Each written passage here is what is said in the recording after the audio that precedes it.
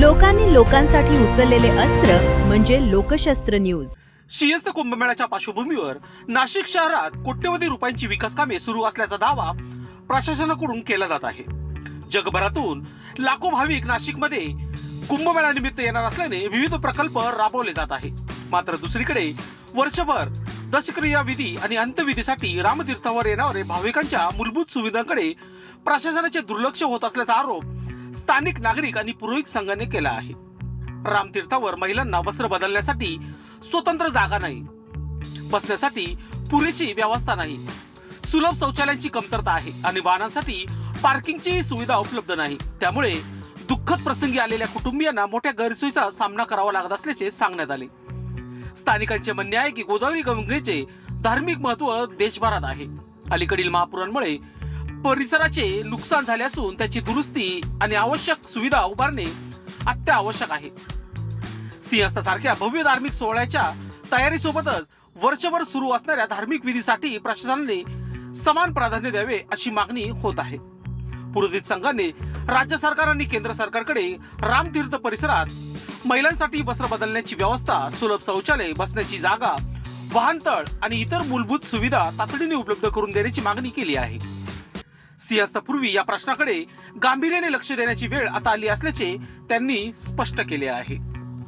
लोकशास्त्र news साठी बंटी आढाव, नाशिक। भूता मादियाम गोदांच्या धीमहि धर्मयान प्रचोदयात या नाशिक तीर्थक्षेत्रावरती सिंहस्थ कुंभाच्या माध्यमातून प्रशासनाद्वारे भरपूर मोठ्या प्रमाणात कामं चालू आहेत, परंतु काही लवकरात लवकर कामं होतील असं काही शक्यता वाटत नाही। परंतु नित्याने दशक्रियेकरता, अस्थिविसर्जनाकरता, अनेक विधींकरता भारतभरातून या तीर्थक्षेत्रावरती यात्रेकरू विधी करता येत असतात। तर इथे अगदी नित्य म्हणजे सुलभ शौचालयापासून बघितलं तर बसण्याकरता, स्त्रियांच्या कपडे बदलण्याकरता कुठल्याही प्रकारची व्यवस्था आज रामतीर्थावरती नाही। अनेक प्रकारे लोक तीर्थयात्रू शोकांतिका व्यक्त करतायत का तीर्थावरती सोय नसल्याने आम्ही तीर्थक्षेत्रावरती विधी करता येऊ शकत नाही। तर या दृष्टिकोनातून प्रशासनाने पूर्तता सगळ्या गोष्टींची केली पाहिजे। तसंच पुरोहित संघाद्वारे लोकांना इथे बोलवलं जात आहे, त्याच्यानंतर व्यवस्था पूर्तता केली जाते, परंतु प्रशासनाकडनं कुठल्या प्रकारचे इथे आलेल्या यात्रेकरून करता काही सोय होईल अद्यापही इथे पूर्तता होत नाहीये। तर लवकरात लवकर प्रशासनाने याची व्यवस्था करावी अशी विनंती करतो। दृष्ट्वा गोदा शतं पापं स्पृष्ट्वा जन्म शतत्रयं स्नात्वा जन्म सहस्रेषु हंती गोदा कलयुगे। या कलियुगामध्ये गंगा गोदावरीचं अतिशय महत्व आणि पुण्यपावन महत्व सांगितलेलं आहे। आज या ठिकाणी गंगा गोदावरीला तुम्ही पाहत असाल महापूर आलेला आहे। येणारा यात्रेकरू तसेच येणारा भक्त, आगामी येणारा सिंहस्थ कुंभमेळ्याच्या पार्श्वभूमीवर भरपूर काही प्रशासनाकडनं या ठिकाणी उमेद करतात आहे, म्हणजे अपेक्षा करत आहे। पण या अपेक्षांना कुठेतरी प्रशासन तसंच स्थानिक राज्य शासन, केंद्र शासन हे थोडं प्रमाणावर कमी पडत आहे। याची शोकांतिका म्हणून खंत मी या ठिकाणी व्यक्त करतो।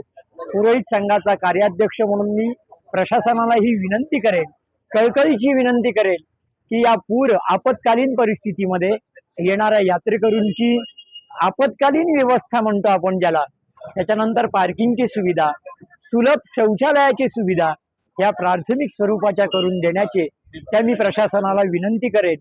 आणि आपण पुरोहित संघाच्या माध्यमातून सगळ्या येणाऱ्या भाविक भक्तांना देखील आपण आपल्या पद्धतीने, आपल्या परीने सर्वतोपरी या ठिकाणी मदत करतोच आहोत।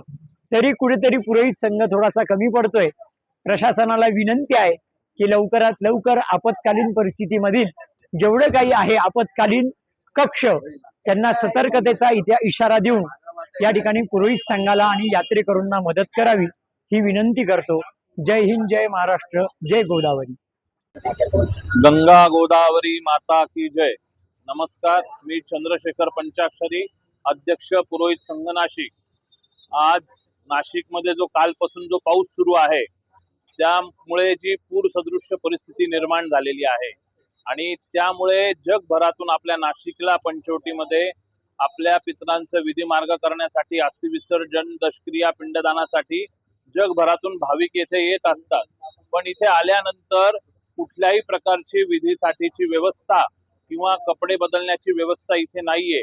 तरी जो दर 12 वर्षांनी कुंभमेळा भरवला जातो आपल्या इथे, त्याची पर्वणी साध्य करून इथे त्या पर्वणीतून स्थावर स्वरूपाचे इथे वस्त्रांतर गृह व विधीसाठी विधीचे हॉल उपलब्ध करून देणे आवश्यक आहे, जेणेकरून येणाऱ्या भाविकांची गैरसोय होणार नाही आणि नाशिकचं नाव खराब होणार नाही.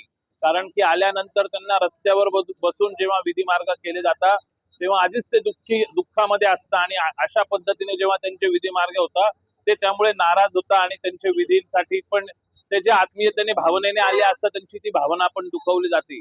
तरी आपल्या चॅनलच्या माध्यमातून आमची ही प्रशासनाला विनंती असेल की कायमस्वरूपीचे वस्त्रांतरगृह व विधीसाठीचे हॉल इथे नदीच्या दोन्ही काठांवरती उपलब्ध करून देण्यात यावे. धन्यवाद. लोकांनी लोकांसाठी उचललेले अस्त्र म्हणजे लोकशास्त्र न्यूज.